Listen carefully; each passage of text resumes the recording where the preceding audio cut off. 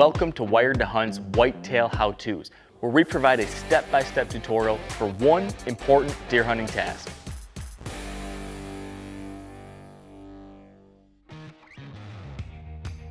Today, I want to talk about the value of learning how to track deer in the snow from a scouting perspective. I'm out here right now in Maine, and I'm actually learning how to track down deer and try to actually hunt them down like that, walk in their steps and get a shot. You can actually learn a tremendous amount while doing this kind of thing in the off season. My suggestion is that in January or February, those months when you're not typically doing something when it comes to deer hunting, get out there, find a buck track and walk it. There's a few reasons for doing this. Number one, you're getting a fascinating glimpse into the life of a buck, where he's going, how he moves through the terrain, how he uses different types of features to access the spots he wants to get to. You're going to start to understand more about individual bucks. You're going to start to learn more about how deer use your property, and you're going to start to learn patterns and different tendencies that you might be able to use 1, 2, 3 years down the road when you're trying to think through, man, all those days I was tracking bucks, they always seem to curve around this one knob, or they always seem to drop down this saddle. Whatever it might be, those are stories that you can't read on the landscape when there's no snow.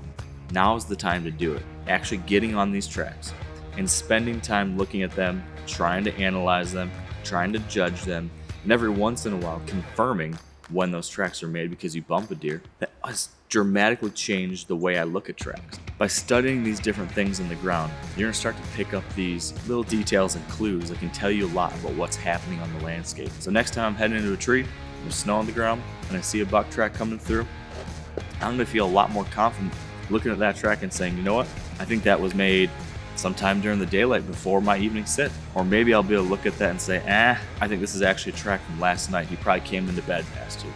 That's the kind of stuff you'll never be able to figure out if you don't spend time walking these tracks down. Finally, practice that you get just following a deer, especially when there's patchy snow. When there's snow here and then you lose it, it's dirt and it's rock, or you lose the snow and it's leaf cover. The practice I've gotten in the last 4 days following these deer and then having to pick up a track again, this is just an amazing exercise routine. It's like if you want to be really good at running marathons, you got to get out there and practice and practice and practice. And I think the same thing applies here. If you want to understand how deer move through the landscape, if you want to be able to follow a deer, if you want to know what a track is telling you, you gotta get out there and see these things a lot. You gotta get out here and follow these things. You gotta get out here, learn something, practice and practice and practice. This off season, get out there, follow some tracks in the snow, follow some tracks in the dirt, backtrack a buck from a food source, find out where he's feeding, follow how he gets back to his bedroom, find where he was sleeping. All this intel is gonna help you on future hunts. Get out there, do it. By the way, it's a lot of fun too. If you want more information like this, be sure to tune into the WiredToHunt podcast or the WiredToHunt Foundation's mini-series. We've got new deer hunting know-how every week. You can find it wherever you get your podcasts.